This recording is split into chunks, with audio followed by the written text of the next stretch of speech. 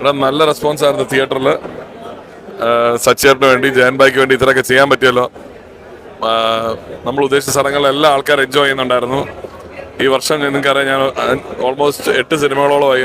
ഈ വർഷത്തെ അവസാനത്തെ സിനിമയാണ്. അതും മനോഹരമായിട്ട് ആൾക്കാർ എടുക്കുന്നു.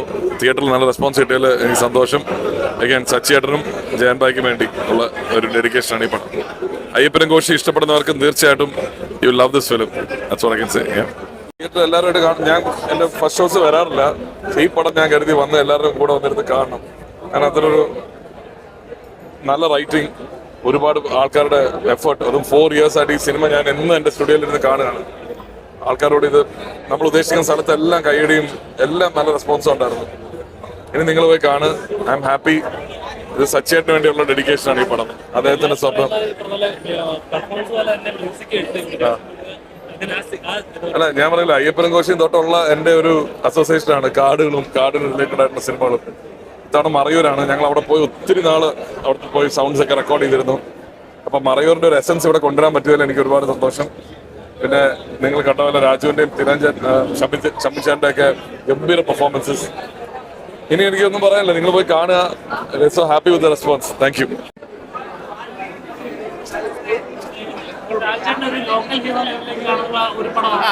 നമ്മുടെ ഒരു നോവൽ വായിച്ചുള്ളവർക്ക് മനസ്സിലാവും. നോവൽ ഇത് ഇത്ര ഒരു ഡീറ്റെയിൽ ആയിട്ടൊന്നും പോകുന്നില്ല. ചെറിയൊരു നോവലാണിത്.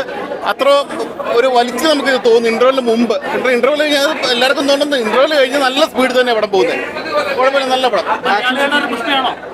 അല്ലേ, പുഷ്പ ഒരു ലോക്കൽ പുഷ്പയായിട്ട് തന്നെ വെക്കാം. പുഷ്പ ഇന്റർനാഷണൽ അല്ലേ, ഇതൊരു കേരള പുഷ്പ. ഓക്കെ, പറയാനുണ്ടോ? ജെക്സ് ഒരു വേറെ ലെവൽ തന്നെ. പുള്ളിയുടെ ഓരോ പടവും അത്രയ്ക്കും ഡീറ്റെയിൽ ആയിട്ട് പുള്ളി കിടിലൻ. അടുത്ത കാന്ത കഴിഞ്ഞ അടുത്തുള്ള കിടിലായിട്ടും ജെക്സ് കേട്ടോ. കുഴപ്പമില്ല, നല്ല പടം. ഓക്കെ, അടിപൊളി പടമായിട്ടുണ്ട്. പൃഥ്വിരാജ്, തിലകന്റെ മകൻ, camera technique excellent, editing very good. ഇതാണ് ജോച്ചെ അഭിനയിക്കേണ്ട പടം.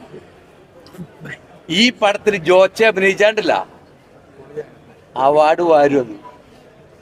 അടിപൊളി പടം, കലകിന്റെ. Okay, this is Joche Chalakudy. അടിപൊളിയടാ. ഇതാണ്, ഇങ്ങനെയാണ് പടങ്ങൾ പിടിക്കുന്നത്.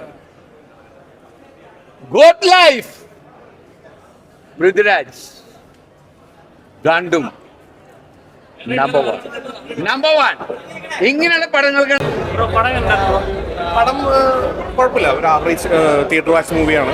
കുറച്ചധികം ലെങ്തി ആയിപ്പോയി. നമുക്ക് കുറച്ച് സീൻസൊക്കെ ഒന്ന് ഒഴിവാക്കിയിരുന്നെങ്കിൽ കുറച്ചുകൂടി പവർ ബാക്ക് ആയിരുന്നു.